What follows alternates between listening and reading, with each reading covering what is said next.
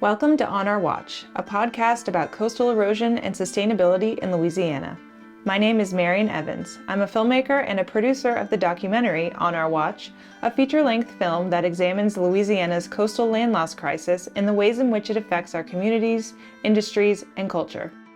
The film's director, Jonathan Evans, and I are proud to launch this podcast series that will continue to explore issues facing the Louisiana coast through conversations with local residents, community leaders, and experts. For our debut episode, we're happy to sit down with Dr. Denise Reed. Denise is a nationally and internationally recognized expert in coastal marsh sustainability and the role of human activities in modifying coastal systems, with over 30 years of experience studying coastal issues in the United States and abroad. Dr. Reed has served as a distinguished research professor in the University of New Orleans Department of Earth and Environmental Sciences and spent 5 years as a chief scientist at the Water Institute of the Gulf. She is also featured prominently throughout our documentary. And now, our interview with Denise Reed. Thank you, Denise, for taking the time to talk to us today. So, first, tell me about how you got started working in this field and studying coastal issues in Louisiana. Well, I've always liked natural landscapes. I like to understand how natural landscapes evolved. And when I was in, high school, I liked geography and understanding about glaciers and rivers and all of those kinds of things. And then when I went to university and decided I would go on to do research, I wanted to work on something which was very active, where you could actually see things happening. I really like glaciers, but they operate really slowly, right? So if you want to measure anything, you're there for ages. The great thing about coastal systems is that there are tides coming in and out every day. There are waves breaking, very active kinds of systems. And so that kind of drew me into working on coastal issues. Louisiana, just like kind of many people in their mid-20s, finished all my degrees, needed a job, and there was one in Louisiana. I'm not quite sure that I really knew what I was getting into at the time, but it's worked out fantastically well. I had done a lot of work for my graduate research on sediment transport, about how mud moves around in water, and that turns out that's pretty fundamental to the whole Louisiana land loss issue, both in terms of why the marshes are falling apart, and it's the key to how we fix them. So, I arrived here in 1986, started working on this issue, started exploring this fantastic coastal marsh that we have here in Louisiana, and I've been here ever since. When you got here, did you expect to be here this long?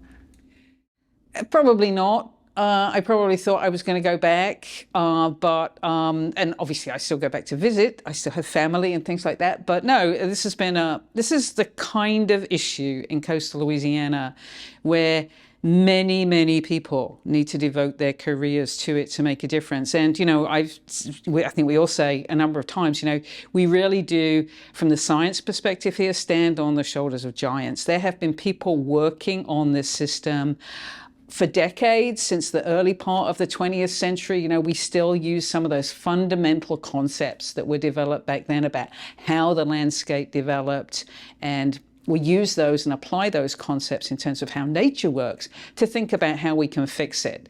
So no, it takes a lot of people to push in different directions to make a difference on an issue like this, and I'm just pleased to have been part of it. How would you describe your personal connection to nature? It sounds like it's something you were always drawn to from a young age. Yeah, I think so. I can't quite remember any kind of pivotal point, but I grew up in an industrial town, kind of on the edge of town, where there were woods and fields and things like that relatively close. My mother's family was from a kind of more rural context, so we spent a little bit of time like that. And I think really, I think my parents really liked being outside and doing things. We didn't go on kind of theme park-like vacations. We went and looked at things and drove down country lanes and let's see where this road's going to go. Just kind of exploratory. And so I think that that's one of the things that has kind of motivated me, that there's so much here to learn about this natural world. And then I've been fortunate enough to be able to apply some of that knowledge and thinking about how we can steer it in a slightly different direction. Why are the wetlands something that people should care about especially for people who may not know much about them and how it might affect their lives? Well, coastal wetlands in Louisiana, they're enormous. I mean, they really are huge. Unfortunately, for many people across the United States, their experience of wetlands might be a few cattails, in a ditch kind of thing. I mean, they're still wetland plants and it still is a wetland. But here we have thousands of square miles, just a really, really huge system. And, they're really vital ecosystems for the kind of wildlife and fish, the idea of a kind of quality of life. People, even if they don't visit national parks, they like to think that national parks exist, right? That we do have nature and beauty that is there for us to access, should we want to. And although coastal Louisiana isn't a national park or anything like that by any means, it still has that kind of intrinsic ecological value that we have in places like the Everglades. So it's massively important for migratory waterfowl, birds and ducks and geese and things that migrate from, warmer climes in the winter to the Canadian prairie potholes or whatever. They migrate through coastal Louisiana. And we have millions and millions of them on the ponds in coastal Louisiana as they stop on the way to Canada or back from Canada. And so for many people, they may see these animals at different parts of their life stage, but Louisiana is a key part of that. From the kind of food and more commercial perspective, we really are a top producer of shrimp and oysters and crab that is exported to many, many markets across the United States. And it's really important. Even if you catch the shrimp actually in the Gulf of Mexico, chances are that they have spent their baby years in the marshes, and that's where they do. That's where they grow and where they hide between the grass in order to get away from fish that want to eat them. And so many Gulf aspects of Gulf seafood are dependent upon spending some time of their life within the marshes of Louisiana or adjacent Gulf states. And just because we have such extensive marshes in Louisiana, we end up being really important for like the whole Gulf of Mexico seafood industry, if you like. And so, they're really important resources for things that people probably wouldn't even think of associated with the coast or with wetlands of Louisiana. They might think wetlands are kind of smelly and mucky, and they are, but they're also really wonderfully productive ecologically. Right. So, as you know, the state of Louisiana recently broke ground on the Mid-Barataria Sediment Diversion Project. Can you tell us a little bit about what this project entails and what this step means for the Louisiana coast? Yeah, well, Louisiana coast is losing wetlands at an astonishing rate and has lost a very large area of coastal wetlands during the 20th century and continuing into the 21st century. And so that's where you have to think about why that's happened. And maybe the other thing to think about here before we get to that is like, what does wetland loss mean, right? And so we have lots of wetland regulations in the United States, and in many parts of the country, that means stopping a wetland being converted to a golf course or a parking lot, right? And that's wetland loss, right? People might remember no wetland loss is our national policy. But here, when we talk about wetland loss, we're not talking about converting a nice functioning wetland into a parking lot or a supermarket or something like that, or a subdivision. We're talking about it changing to open water. We're talking about actually really just losing the land. When we wetlands equals land in Louisiana. You can stand on our wetlands. Some places they're a bit squishy, but they are land, and they convert to open water, which is really like a Swiss cheese kind of effect, that holes open up in the middle. It's not just the waves kind of crashing on the edge and eating away at the edge. If people know about coastal erosion, for instance, they might imagine a beach eroding over time. Our beaches erode like that too. But when we talk about wetland loss, it's really the wetlands themselves, the plants there. The plants die. And when the plants die, the roots aren't there to hold the sediment together, and then essentially it's all washes away and we end up with open water. So that's what wetland loss is. And so why does it happen? Well, one of the fundamental reasons that we really started to see this become a major issue in the 20th century was the things that we did to the Mississippi River during the 19th century. So the whole coast of Louisiana is really very young. We don't have any rocks down here. If you see a rock, it's come in on a truck or on a barge or something from Kentucky or somewhere like that. We don't have any hard rocks down here. It's all made of very soft sediment that the Mississippi River deposited only over the last 5,000 to 6,000 years. And so, the land where my house is probably was not there at all 2,500 years ago. So it's all very young, it's all very soft, and it was all built by the Mississippi River. Now, the Mississippi River, fantastic, big resource, sixth largest river in the world or whatever, huge, right? Well, it has a lot of capacity to build land. It has a lot of sediment in it. We call it the Big Muddy sometimes, right? And that sediment, when it gets deposited, it can build up land, right? Well, but then it also floods water into people's houses and things like that. And we started to realize that wasn't something that we really wanted to happen, particularly, when you go down into the lower parts of the Mississippi River, like below Memphis, for instance, where the floodplain comes out, and then down into the Louisiana Delta. And so gradually over time, we started building levees along the sides of the river to keep the river in its channel. So when there was a flood, the river rose, but it didn't flood over and flood the adjacent farmland or houses or industries or whatever. And so we were doing this in the 19th century in something of a haphazard way. We got really serious about doing it as a country after the 1927 flood, when thousands of people died with flooding, massive displacement across this lower Mississippi River Valley. So the federal government comes in and says, we've got to do something different here, and built this amazing system of levees to keep the river in its channel. But what happens when you do that is you prevent this kind of overbank flow, this overtopping when there's a flood. There's more sediment in the river when it's in flood. And if you stop the floodwaters getting out of the channel, then that sediment that is really important for those coastal wetlands doesn't get there anymore. So when you cut off the sediment to the coastal wetlands, why is that a problem if the wetlands are there already? Well, because it's all really soft sediment, it's muddy, it's not rocky, it's muddy.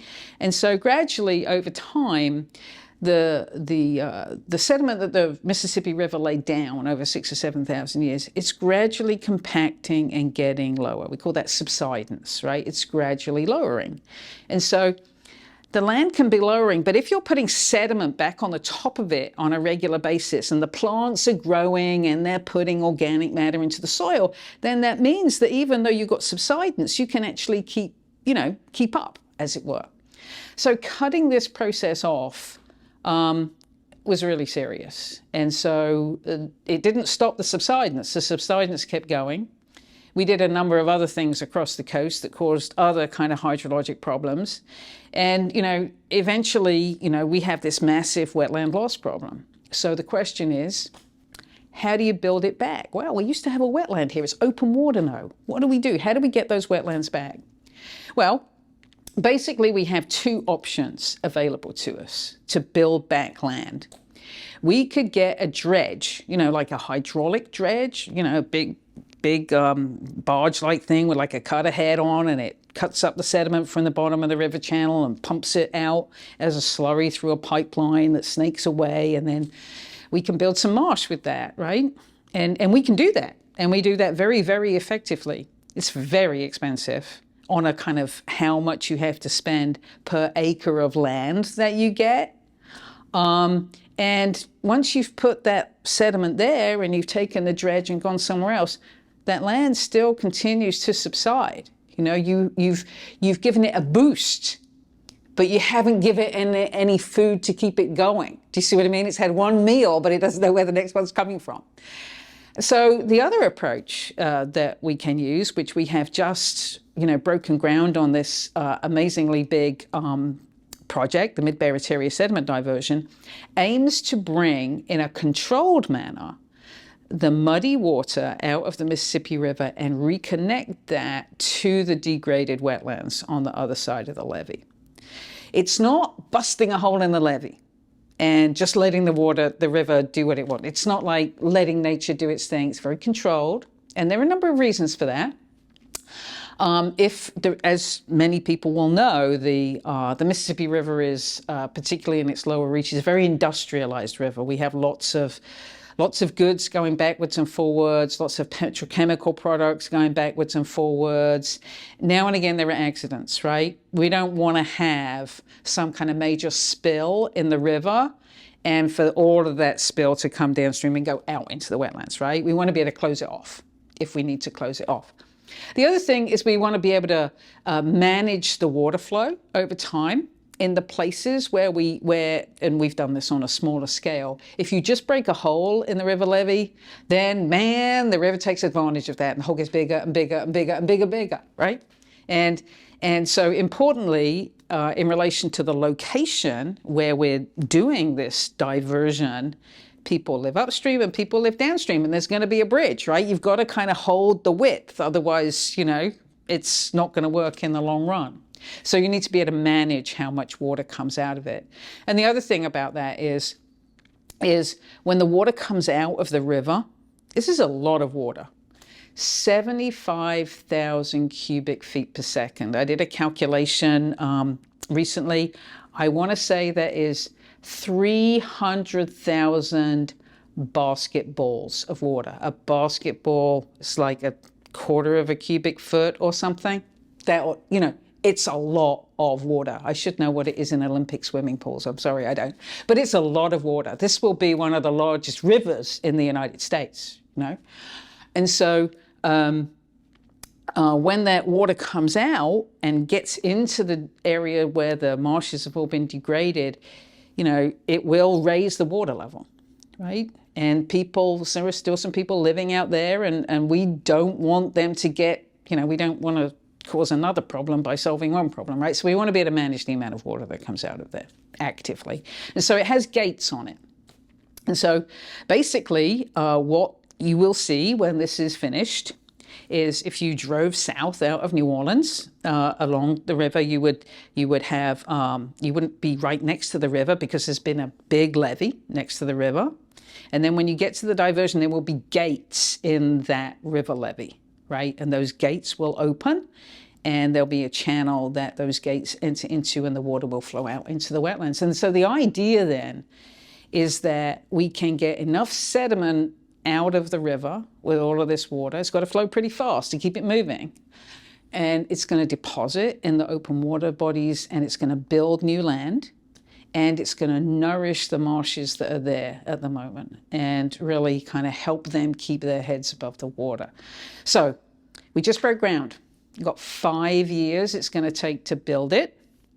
And then we'll have the ribbon cutting and then the water will start to flow and we'll really be able to see what's going to happen. And this is a fundamental concept, this idea of reconnecting the river to the coastal wetlands. It has been in plan after plan after plan after plan. We have never before been able to do it at this scale.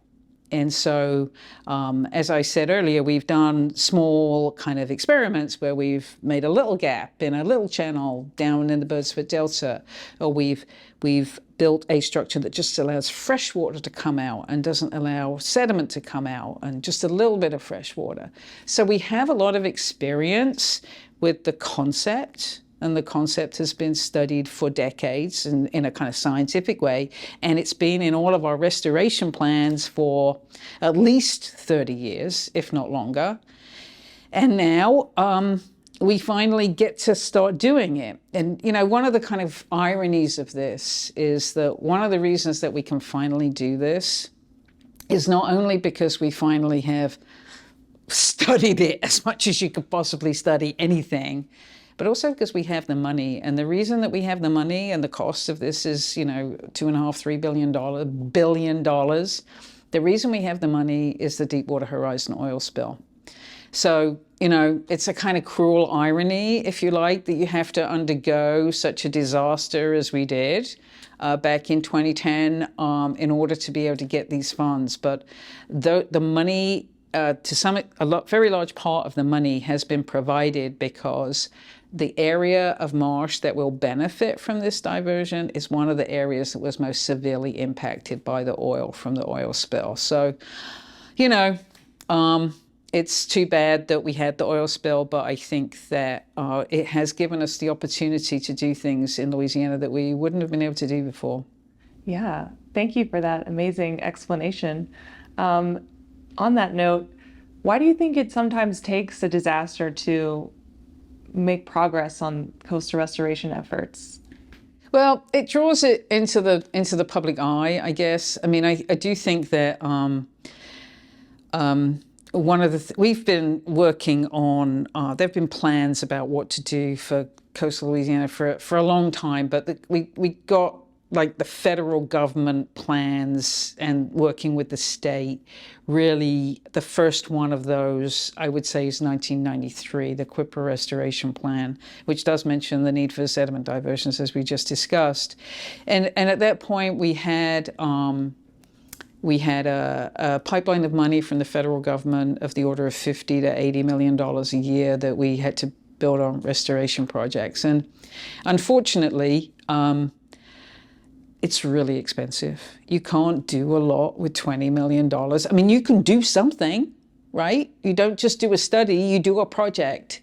But Louisiana's huge, and the projects then are tiny, right? They're like postage stamps, right? Or like people say, Band-Aids on a cancer patient. You've got to, put it on your finger, but you've still got fundamental problems, right? And so I think what disasters can do for us is just draw attention to the issue and the magnitude of the change that is occurring in coastal Louisiana. I don't know how much credibility there is in a lot of these kinds of statements, but every time we have a hurricane, people say, we never used to flood like this. Why did we never used to flood like this? Well, sea level was lower, that's one reason, but maybe there used to be a very large amount of wetlands there that aren't there anymore. How wetlands actually influence storm surge is extremely complex, and you need a large amount of wetlands to actually make a difference. So these postage stamp projects don't make a difference, really, in a measurable way. And so it kind of highlights, when we have a disaster that's a flooding disaster, a hurricane disaster, it highlights that connection, and I think kind of motivates things a little bit. And for us in Louisiana, Hurricane Katrina and Hurricane Rita in 2005 were really kind of pivotal. We had these plans before, but finally the state government, to the credit of a few very, very insightful leaders, decided to merge different aspects of state government, create a new agency with specific responsibility for coastal restoration and coastal protection, i.e. stopping people flooding during hurricanes. And so bringing that together after that disaster in 2005 was really important. It provided us like a one-stop shop for making decisions and all kinds of things like that, which previously had been scattered around state government, and that's not a recipe for efficiency, as you can imagine. And then other kind of, obviously, the Deepwater Horizon gave us an influx of money eventually, but also from other in the last 5 to 10 years, many of the federal funds that have come in for different things in Louisiana have been as a result of federal money that's come down after disasters, And so it's a shame that we have to have the disasters to do that. We are, however, a compassionate nation, right? When something bad happens, we want to do something right. Many of us feel like, well, it would be better if we did it before the disaster.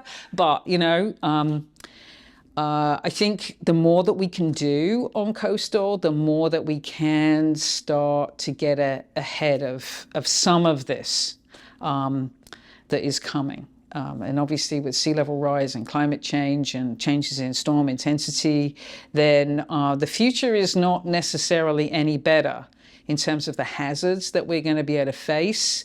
You know, if we're optimistic at all, it's because we're going to be able to make our landscape more robust and to be part of that solution as we fight against those hazards. Right. What is the perspective of the fishing community on these diversions, and what are some of their concerns?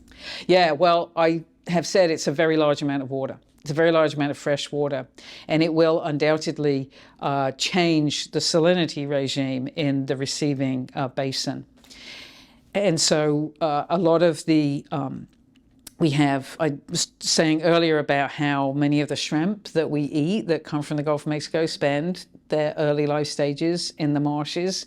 And for the most, some of those shrimp really don't like a lot of fresh water when they're really little. They won't get as much out of it, or they really want a more brackish kind of situation. Similarly, oysters, one of our most iconic seafood products, is a very fussy little thing when it comes to salinity. There's like a sweet spot that they do really well in. You know, if it's too fresh, they don't like it. If it's too salty, they don't. Well, actually, if it's too salty, there's a predator that comes in and gets them, right? So the oysters actually grow okay. It's that, you know, the predators get them. And so there's a kind of sweet spot of salinity for oysters. And so it does mean that as this fresh water comes out and it changes the salinity in Barataria Bay, then the places that will be good for shrimp and the places that will be good for oysters will be different from where they are now. And so one of the things that is important to understand about the oyster industry in Louisiana is that while oysters grow naturally on any bit of hard bottom that we have in Louisiana, the oyster people, the people who harvest the oysters, really, they're almost like farmers in the open water. They put hard bottom down. They look after their reefs that they have leases on that are geographically specific. The reef is in a place. That's where they go and get the oysters. And so if the salinity shifts, then their reef may no longer have the right salinity for the oysters. So there's a couple of things, and the money for the mid-Barataria sediment diversion includes millions of dollars to help the oyster industry on things like this. There's two things that they can do is that they can support the oyster industry in creating hard bottom, like putting some shell down for the oysters to settle on when they're young. So when oysters are babies, they float around in the water, and then they have to find some hard bottom, not the mud, right, a shell or something like that, to attach onto, and then they grow. And so one idea is to put down shell culch, that's what they call it, that for oysters to grow in the places where the salinity is going to be okay. The other thing is to try to help some people in the industry switch to a different way of cultivating oysters. A general term would be off bottom. And this is the way that many people around the country and around the world may be familiar with having mussels or oysters growing on rafts in the estuary, you know, or hanging in bags from rafts that they can see. And so this is not very common in Louisiana. It's not the way we've traditionally done it, but it does mean that you are less susceptible to changing conditions because you can move your rafts around. And there are also some things that you can do when your oysters are on the ground growing on a reef, you know, they're there until you harvest them. If you have them in bags or on lines, then you can manipulate them and you can actually kind of shake the mud off or turn them over or things like that. And this actually helps with that predation issue. And so what it means is that if we go to a different way of doing this, we'll actually be able to take advantage of these higher salinity areas where oysters do quite well. So it's not like the whole of Barataria Basin is going to be fresh. There are still going to be some sweet spots of salinity. They're just going to be in a different place. And so that's why there are hundreds of millions of dollars in that mid-Barataria funding package to help that industry with that transition.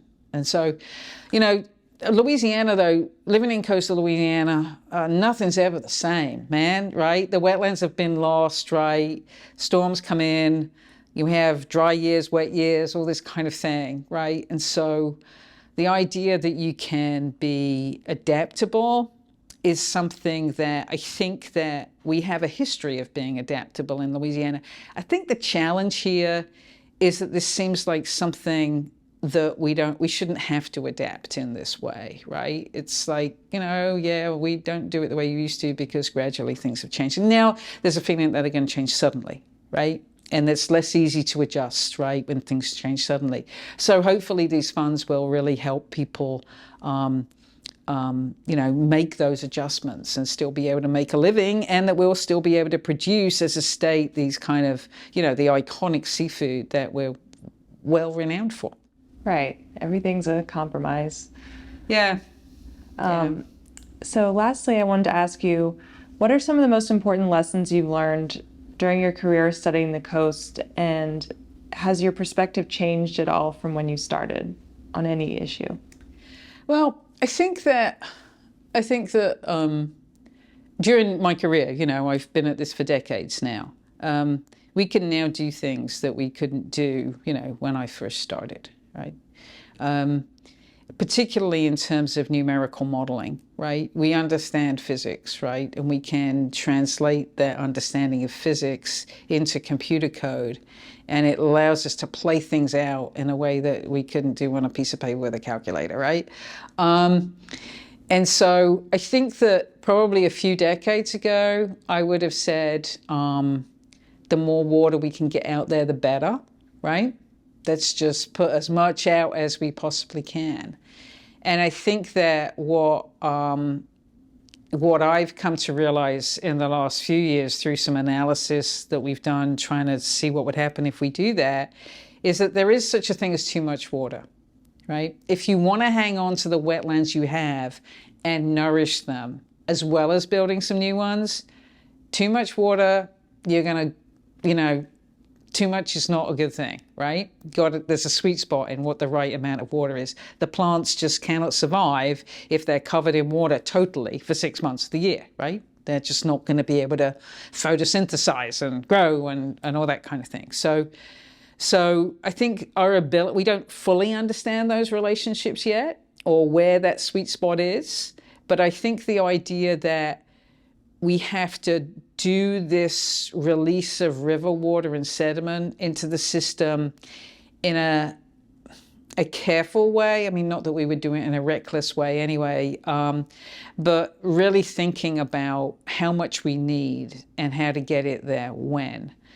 And so rather than just saying, we've just done a 75, let's now do 150, let's do a 400, you know what I mean? Just more and more and more and more. If we want this, unless we want the system to just so radically change, and I don't think we do. I mean, when the river did this thousands of years ago, it kind of burst its banks and a new delta started to form.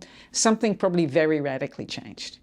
But we don't want it to change like that anymore. We want that change. We want to build a more sustainable coastal ecosystem that has wetland plants in it that can grow and provide all those things that we love about it. But we want it to still provide those values that it gives us now, if you see what I mean. Maybe we're asking for the impossible, but we kind of think we can do it. That might be dangerous. That might be dangerous. But yeah, I think that is definitely one thing that I have come to realize. I mean, decision making is hard. That's the other thing. As a scientist, you might say, well, why don't they just go ahead and do it? The science says X, Y, and Z, right? But as you've observed, there are a number of different interests that have come into play in this, right? And you have to treat people fairly. You can't just ride roughshod over them. And these need to be very deliberate decisions. So I think many of us might be frustrated about how long has this taken. But as several people said at the groundbreaking,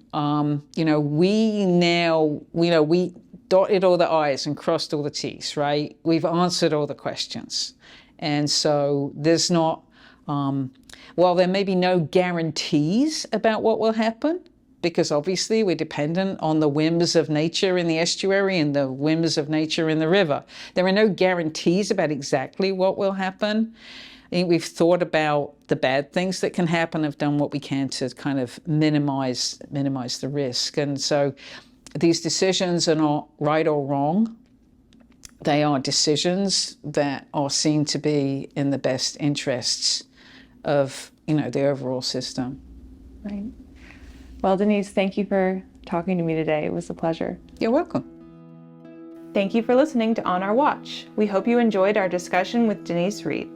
Don't forget to subscribe to On Our Watch on your favorite podcast app to be notified about future episodes. You can also watch a video version of this podcast on YouTube, which you can find a link to in the description. Thank you for tuning in, and we'll be back with another episode next week. This podcast is made possible through grant funds from the Greater New Orleans Foundation and is executive produced by Bruno UK Steiner.